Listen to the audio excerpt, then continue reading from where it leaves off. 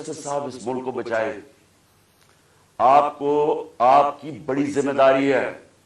अल्लाह जितना बड़ा हमें मुकाम देता है उतनी बड़ी हमें जिम्मेदारी डालता है।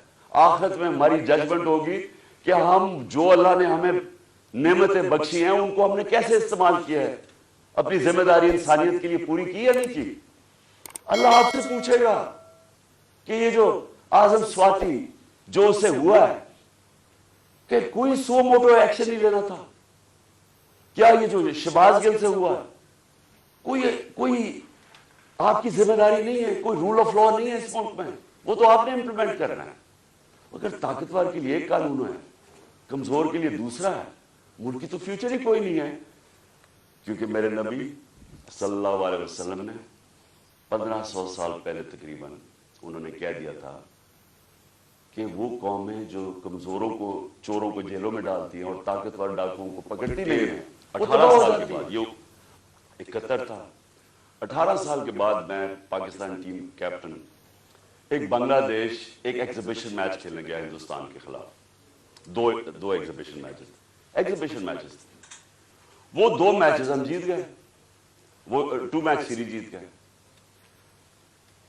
मेरे पाकिस्तानियों, वहां जिधर नफरत थी पाकिस्तान से 1971 में, क्योंकि हम उनको राइट नहीं दे रहे थे, इंसाफ नहीं कर रहे थे, 50,000 लोगों का स्टेडियम एक ही नारा मारा था, पाकिस्तान जिंदाबाद, पाकिस्तान जिंदाबाद।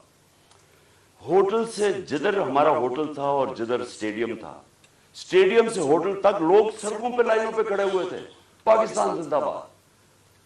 तो मैंने तब मुझे पता चला कितनी बड़ी ट्रेजेडी है कि हमने कितना जुल्म किया उन लोगों के साथ जो हमें छोड़ना नहीं चाहते थे, लेकिन हमने उनसे इंसाफ नहीं किया।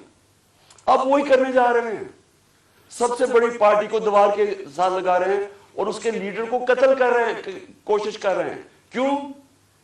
क्योंकि चोरों का टोला ऊपर जो बैठा दिया है, हम भेड़ बकरियां मान नहीं रहे इनको, इसलिए कत्ल करो इसको, जो मुल्क की सबसे बड़ी पार्टी है, ताकि अगर इमरान चला जाएगा तो पार्टी तितर बितर हो जाएगी।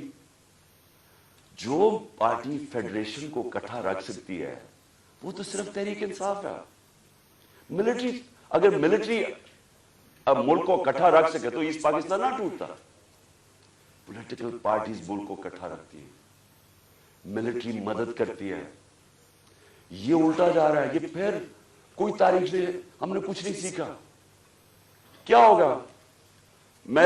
मुझे पता था जिस दिन मैं निकल रहा था, मुझे पता था कि या आज या कल इन्होंने मेरे पर कोई वारदात करी है, क्योंकि मुझे पूरी मैसेज आई कि जनाब इन्होंने, अब मुझे कहा कैंसिल कर दे, अब ना जाए, इन्होंने मार देना आपको। पहले तो मैंने सोचा कि क्या ये वाकई करेंगे, क्या ये वाकई ये कर लेंगे कि ये एक मुल्क की, एक कौम को नुकसान पहुंचाएंगे अपने छोटे छोटे मफादात के लिए, वो अपने पैसे बचाने के लिए, क्योंकि उनको सारा डर ये है कि अब ये चोरी का पैसा है, ये जो एनआरओ है हमने जो ले लिया है, अब कहीं इमरान खान आके इसको रिवर्स ना कर दे बस, तो उन्होंने तो कत्ल और जाना सलाम, इनसे क्या एक्सपेक्ट करते हैं। लेकिन ये जो फौज का जनरल, ये इनके साथ मिलके, और ये जो हमारे से हुआ है 6 महीने, मैं अपनी कौम से सवाल पूछता हूं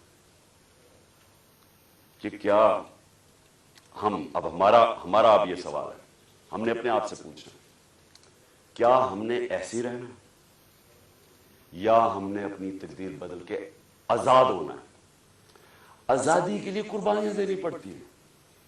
मुझे पता था कि इन्होंने वारदात करनी है, मुझे पता था एक या उस दिन होनी थी या अगले दिन होनी थी, लेकिन मेरा ये ईमान है कि अगर आप इन चोरों की गुलामी के नीचे रहना, इससे बेहतर है जिंदा ना रहो।